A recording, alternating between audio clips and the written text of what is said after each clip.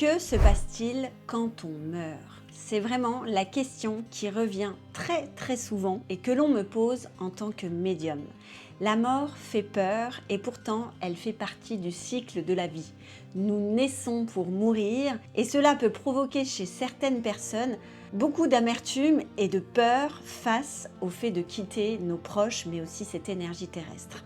Aujourd'hui, dans cet épisode, je voudrais te raconter ce qui se passe après la mort, du moment où on quitte notre corps jusqu'au moment où on se réincarne. Tout cela, je l'ai reçu des enseignements des guides, lors de canalisations, lors de lectures d'âme auprès de mes clientes, où à chaque connexion, ils nous invitent à réfléchir sur la vie et surtout de la voir d'un point de vue spirituel. Je t'invite à prendre une position confortable et c'est parti pour une nouvelle chronique d'une médium. Bonjour et bienvenue dans les chroniques d'une médium. Je suis Betty Brochet, médium énergéticienne, ton accompagnatrice du monde invisible. Dans ce podcast, je t'emmène au cœur de mes aventures extraordinaires, là où les esprits se manifestent et les âmes se transforment. Que tu sois novice, curieux ou praticien aguerri du monde invisible, chaque épisode est une fenêtre ouverte sur des expériences spirituelles captivantes et des transformations profondes. Je te raconte les histoires fascinantes de ma vie en tant que médium et les récits inspirants des transformations vécues par mes clientes grâce à leur rencontre avec l'invisible. Laisse-toi porter par ces histoires intimes et vibrantes. Ensemble, explorons les dimensions cachées de notre existence et découvre ce monde extraordinaire qui peut tant nous apporter. Abonne-toi dès maintenant pour ne rater aucun voyage. Ouvre grand tes oreilles, tes yeux et toutes tes sensations. Le voyage commence maintenant. Bonjour à toi, j'espère que tu vas bien. Je suis très heureuse aujourd'hui de te retrouver sur cette nouvelle chronique qui va très certainement répondre à de nombreuses questions au sujet de la mort. Beaucoup de personnes viennent consulter des médiums parce qu'ils ont connu des morts soudaines, des deuils, et ils ont besoin de se reconnecter à leurs proches. Alors évidemment, cette démarche est totalement normale, vient apaiser des tristesses, permet aussi aux vivants de libérer des choses qui n'ont pas été dites lors de cette rencontre terrestre. Et puis ça aide aussi les âmes à évoluer parce que certaines restent coincées entre les deux plans et n'arrivent pas justement à partir dans l'au-delà puisque la mort n'a pas été acceptée. Et là est tout le rôle de la médium de venir apaiser à la fois le monde des morts, mais aussi le monde des vivants. Cette mission est tout à fait honorable. Et si aujourd'hui, eh bien, tu as perdu un être cher, que tu es peut-être en souffrance ou que tu sens que ton âme est prête à partir ou que l'âme d'un des proches est prêt à quitter son corps, j'espère que cette chronique va te permettre d'accueillir la mort avec beaucoup moins d'angoisse et beaucoup plus de paix intérieure. Alors, ce que j'avais envie de te raconter, c'est vraiment comme une histoire finalement, puisque la vie et la mort et aussi les énergies célestes et terrestres sont des histoires. Voyons ça un peu comme une histoire, même si ces histoires peuvent être très douloureuses, très tristes, avec beaucoup de joie aussi, et nous font vraiment, en tant qu'humains, vivre de grandes émotions, des émotions très intenses. Alors, ce qu'il faut savoir, c'est d'abord que tout commence dans l'au-delà. Tout commence par, à un moment donné, où nous étions tous cette énergie connectée ensemble. Alors, on va parler en mode scientifique du Big Bang, on va parler de la création de la Terre en 7 jours dans la religion catholique. On va finalement trouver une histoire, une preuve pour manifester le jour où tout a commencé. D'un point de vue spirituel, et ce que nous enseignent les guides, ce que je reçois en canalisation, c'est que chacune des âmes, au commencement, étaient connectées, interconnectées. Nous n'étions pas des milliards d'âmes, mais nous étions une unité. Donc, c'est-à-dire que nous portions tous, à la base, la même essence. Et cette essence-là a été décimé en des milliards de particules. Alors, décimé de quelle manière? Par une fonction divine, par une fonction beaucoup plus physique et ancrée, je ne sais pas. Mais en tout cas, on nous explique dans les enseignements que à un moment donné, toutes les âmes se sont divisées, enfin l'âme, disons que le tout, s'est divisé en des milliards d'âmes. Ces milliards d'âmes ont été propulsés dans différents plans. Les plans terrestres, donc il y a différents plans terrestres, hein. On a la Terre, mais on a aussi d'autres mondes sous terre et d'autres mondes dans le bas astral. On va dire que la Terre, c'est le monde du milieu, c'est comme ça qu'on le représente en chamanisme. Et puis, il y a aussi des plans célestes, donc les plans qui sont plus en haute vibration, donc on est au-dessus en fait de la vibration terrestre et on a différents plans en fait aussi au niveau céleste. Et donc ces âmes ont été divisées et se sont propulsées dans ces différents plans. Ces âmes, dans ce qu'on nous enseigne, doivent à un moment donné, enfin peuvent plutôt à un moment donné, venir vivre l'expérience de la Terre. Puisque selon les guides, eh bien, cette incarnation terrestre nous permet par l'intégration de notre mental, puisque par la connexion à nos émotions, par la connexion au langage, etc., et donc de tout ce qui fait un être humain, va venir éveiller l'âme, puisque le but, en fait, de l'âme, qui, lorsqu'on a eu cette explosion, entre guillemets, est toute jeune, c'est de venir s'éveiller et de manifester une forme d'énergie, de sagesse pour, in fine, donc on n'en est pas là, revenir donc dans l'unité, mais dans une énergie beaucoup plus sage. Aujourd'hui, nous sommes encore en train de travailler sur tous les plans, sur cette unité de sagesse qui devrait, selon la volonté divine, arriver à un moment donné. Donc, cette incarnation que tu vis est donc la manifestation à un moment donné de ton âme pour qu'elle vienne s'incarner sur Terre et vivre des expériences et s'éveiller. Donc, on a eu un contrat qui est fait selon les enseignements des guides dans l'au-delà, donc avec tes guides, sous la volonté divine, parce que dans les différents plans, il y a des énergies qui ont accès à, on va dire, à la volonté divine et d'autres non. Donc, les guides ont accès en tout cas à la mission et donc vont te permettre de t'incarner pour accéder à une forme de mission. Donc, à partir de ce moment-là, lorsque tu as une mission en tant qu'âme, tu vas t'incarner dans un corps.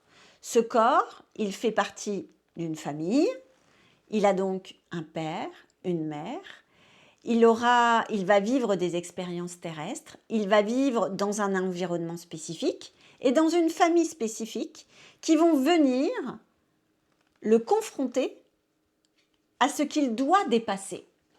La famille, l'environnement de départ, va venir davantage appuyer sur la douleur pour que l'âme comprenne qu'elle doit dépasser ça.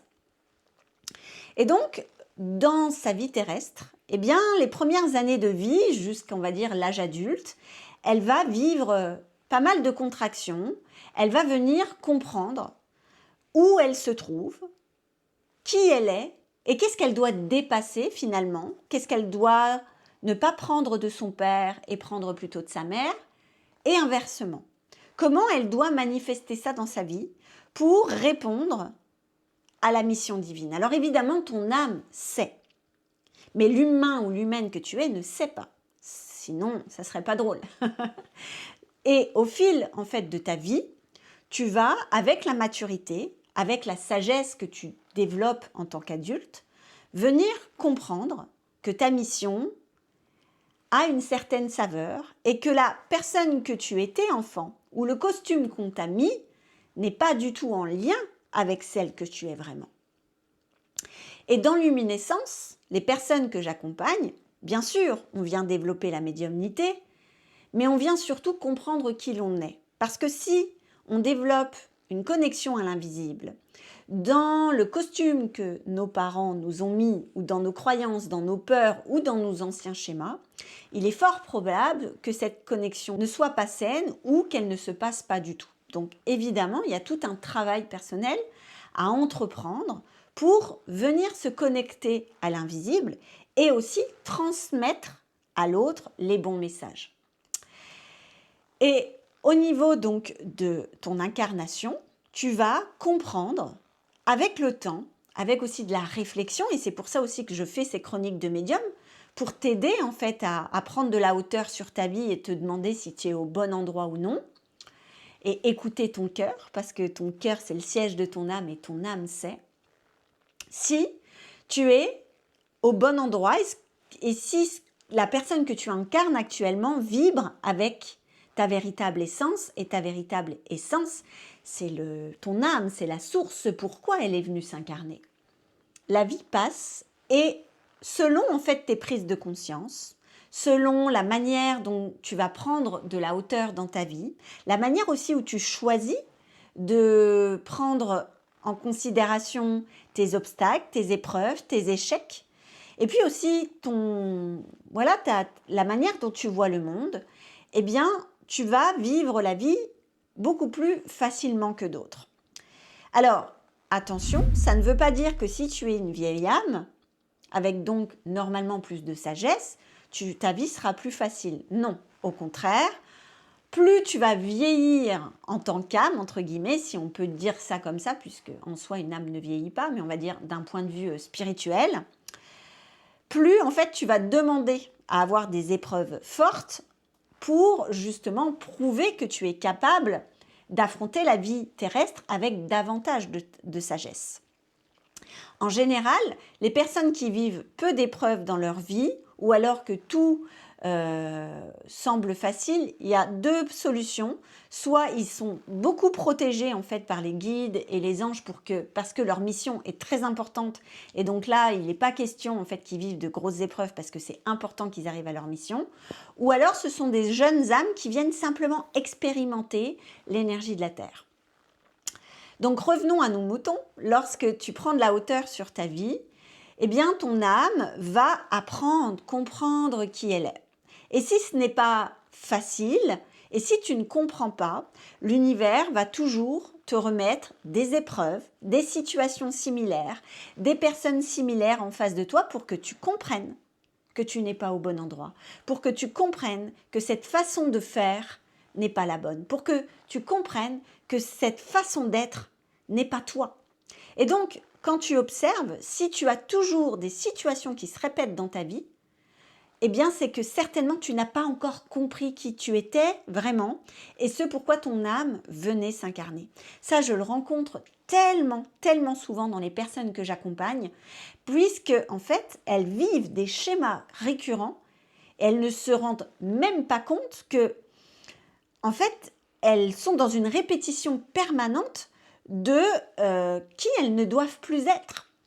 Et aujourd'hui, si tu vis ça, c'est que certainement tu n'es pas sur le bon chemin, tu n'es pas au bon endroit et que tu ne reflètes pas ce que ton âme est. Alors, il y a des personnes pour qui, à un moment donné dans leur vie, il va y avoir un déclic. Et là, elles vont commencer à entreprendre un grand changement. En général, le changement commence par le changement intérieur. Et puis, le changement après, c'est le changement extérieur. Changement de travail, changement au niveau relationnel, séparation peut-être parfois avec le conjoint, des relations amicales qui s'arrêtent, même parfois familiales, parce que ces personnes ne sont plus utiles et nécessaires à la compréhension de ces vieux schémas, puisque ça y est, elle a compris. Donc si aujourd'hui, toi, tu es dans une forme de transition, c'est plutôt bon signe. Ça veut dire que tu as eu cette prise de conscience et qu'aujourd'hui, finalement, toutes les personnes qui t'ont accompagné dans la vie jusqu'alors, eh bien, ne sont plus dans la nouvelle vibration que tu es et donc ne sont plus utiles quelque part puisque ça y est, tu as pris conscience. Alors, ça ne veut pas dire que tu vas être seule pour toujours. Justement, non. Et c'est ça qui fait peur parfois, ce moment où on a l'impression d'être complètement seul au monde parce qu'on n'a plus les mêmes amis, parce qu'on n'a plus le même travail, parce qu'on s'est séparés. Et là, on se retrouve seul. Et cette solitude-là, elle est importante. Parce que cette solitude, elle va te permettre de te retrouver, de t'autoriser à être qui tu veux, à rayonner dans une nouvelle vibration et à attirer à toi de nouvelles personnes. Tu sais, dans Luminescence, même dans les autres accompagnements, ce que je disais à la personne qui travaille avec moi, Jessica, qui est coach et médium, qui accompagne les lumineuses, aussi dans leur processus personnel, je lui disais, tu sais, Jessica, faut quand même prendre conscience qu'il y a quand même beaucoup de femmes qui arrivent dans Luminescence, qui sont en couple et qui repartent du processus en ayant pris cette décision consciente de se séparer. Alors, c'est vrai que d'un point de vue extérieur, on pourrait se dire, waouh, on est quand même contributrice de séparation, donc ça fait jamais plaisir. Mais les femmes qui vivent ça nous remercient toujours à la fin du processus, puisqu'elles nous disent en général, je me suis jamais sentie aussi heureuse que maintenant. Je me suis jamais sentie autant considérée et je crois que je me suis jamais autant honorée, aimée que maintenant. Et en fait, par ces séparations, il y a une forme de libération. Alors, ces séparations, ça peut être des séparations amoureuses, mais aussi familiales, hein, ou même amicales. Et c'est vrai que quand l'âme, en fait, arrive à se connecter à vous par cette connexion à l'invisible, que vous allez connecter de cœur à cœur avec votre âme et comprendre ce pourquoi elle est là, ce qu'elle attend de votre véhicule terrestre, donc de vous, avec votre intelligence, avec votre manière de ressentir, de penser, et bien là, il y a vraiment quelque chose qui se passe de « Ok, je sais qui je suis et j'ai compris que ces personnes-là, elles étaient là pour ça dans ma vie, mais aujourd'hui, je n'en ai plus besoin. » Et maintenant, eh bien, je vais rayonner autrement. Et c'est ça qui est magnifique parce qu'il y a cette prise de conscience derrière. Et puis, la personne va donc avancer dans une nouvelle vibration, va rayonner autrement, va retrouver de la joie et va vraiment être dans une autre énergie, mais qui la rend tellement plus heureuse. Et ça, c'est magnifique. Et puis, il y a d'autres personnes dans leur incarnation qui ne vont jamais avoir ces prises de conscience-là. Alors, soit parce que ça fait aussi partie de ce qu'elles doivent vivre, de ne jamais prendre conscience, ou alors parce qu'elles ne voient pas la vérité en elles sont enfermées dans des schémas, elles sont comme engluées par des croyances limitantes, par un système éducatif, par des relations toxiques dans lesquelles elles se sentent comme noircies, engluées. Et là, eh bien, la personne continue, se trouve des excuses et n'arrive jamais à se connaître vraiment. Et en général, alors peut-être que tu vas te reconnaître là-dedans, c'est des personnes qui n'ont pas vraiment de sens dans leur vie, se sentent souvent tristes, se sentent toujours en décalage et comme éteintes à l'intérieur. J'aime parler de ce feu de vie. Ce feu de vie, c'est celui qui te donne de l'élan, de la motivation, de la créativité, qui te donne envie de vivre le matin. Alors si tu es adolescent, que tu ressens ça, c'est normal parce que tu te cherches. Aujourd'hui, moi, mon premier fils est là-dedans. Et justement, le but de l'adolescence, c'est de se trouver, et c'est de trouver ce feu intérieur-là. Et c'est normal qu'on passe par ça. Par contre, si tu es adulte et que tu es encore dans cet état-là de ne pas savoir qui tu es, eh bien, je dirais que peut-être ça serait intéressant pour toi d'entreprendre un travail personnel sur qui tu es vraiment, sur te connecter à ta véritable essence. Et en tout cas, si tu ressens l'élan d'aller te connecter à ton invisibilité qui sait beaucoup de choses sur toi et qui peut communiquer avec toi, sache que Luminescence est fait pour ça et tu peux prendre rendez-vous toute l'année pour vraiment prendre connaissance de cet accompagnement. Et donc, si tu es là ou que tu connais des personnes qui sont dans cet état-là, eh bien, la vie, à un moment donné, va nous mettre des obstacles de plus en plus forts. Donc, ça peut être des maladies, ça peut être des pertes soudaines, ça peut être aussi une perte de sens, donc de la dépression, des moments où on est encore plus lourd, où cette peine ou cette noirceur que l'on ressent est comme décuplée. Et à ce moment-là, quand les guides et l'univers nous amènent ça, c'est un petit peu la dernière carte. C'est « Hey, est-ce que tu vois est-ce que tu comprends que tu n'es pas au bon endroit?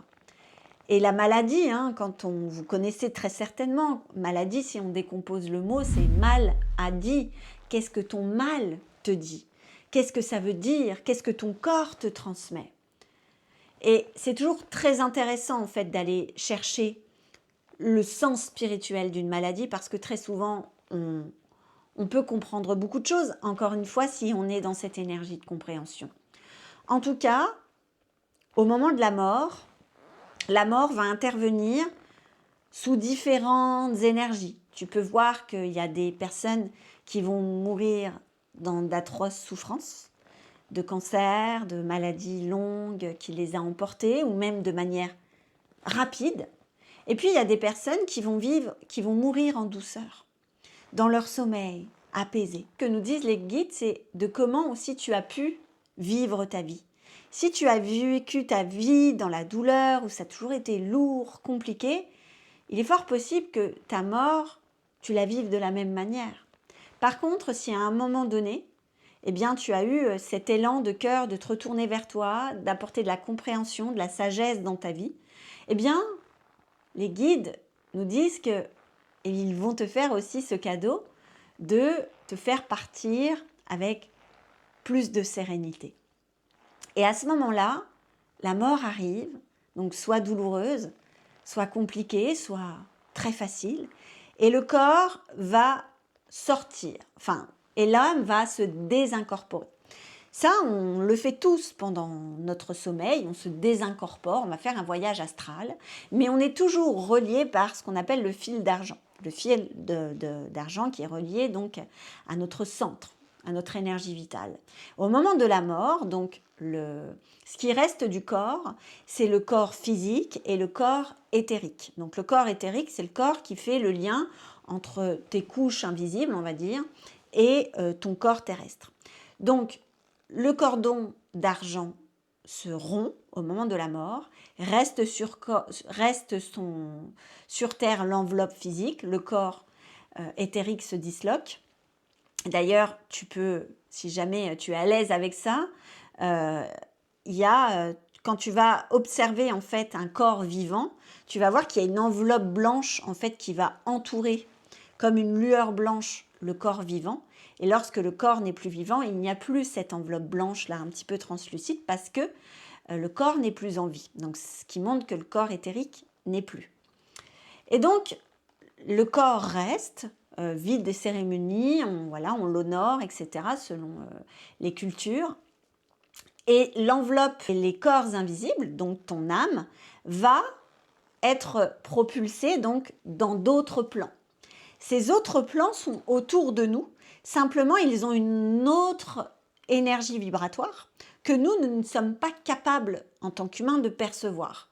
On dit que par exemple, je vois mon chat qui est juste à côté de moi, eux perçoivent ces vibrations-là, puisque c'est une histoire de vibration. Donc le corps passe dans un autre champ vibratoire, l'âme passe dans un autre champ vibratoire, et ces champs vibratoires sont différents, c'est ce que je te disais en début de chronique. Donc soit elle va partir dans le bas astral, soit elle va partir dans l'au-delà, ou soit elle va rester bloquée entre les deux mondes, en fonction, encore une fois, de ce qu'elle doit vivre et de ce qu'elle a compris sur Terre. Et en fonction de tout ça, elle va vivre dans une forme d'énergie dans l'au-delà, soit de manière un peu plus pénible, soit de manière un peu plus fluide. Le but étant qu'au bout des enseignements et de la manière dont elle va vivre sa désincorporation et donc dans les autres vibrations, eh bien, elle va finir à un moment donné, si c'est juste, de se réincarner pour poursuivre ses enseignements et son éveil. Donc, voilà ce qui se passe après la mort. La mort, finalement, n'est qu'une étape pour ton âme. L'âme, elle t'a choisi pour venir comprendre, développer, éveiller des choses en elle, mais finalement, tu n'es qu'un processus dans son éveil. Et quand je te dis tu, je parle à ton corps physique. Mais l'âme que tu portes, elle sait, elle entend. Et elle fait partie de toi et elle sortira de ton corps à un moment donné pour justement continuer son ascension. Alors la question c'est toujours est-ce qu'on se souvient, est-ce qu'on ne se souvient pas de ce qu'on a vécu? Ça, pour le moment, je n'ai pas encore reçu d'enseignement. Je peux peut-être d'ailleurs poser la question pour canaliser ça. Mais ce qui est intéressant, c'est vraiment d'un point de vue spirituel, de comprendre que la mort n'est qu'un passage. Elle est la fin d'un cycle de vie, la fin d'une expérience terrestre. Et si aujourd'hui tu veux honorer ton âme, eh bien je t'invite simplement à prendre de la hauteur sur ta vie et te demander qui tu es vraiment. Est-ce qu'aujourd'hui tu as le sentiment d'être connecté à ta véritable essence? Est-ce que tu as le sentiment d'écouter pleinement ton âme, d'écouter tes désirs, de t'honorer dans celle que tu es? Aujourd'hui, je t'invite simplement à te poser avec ça et peut-être que juste en écrivant, tu commenceras à voir la vie tout autrement.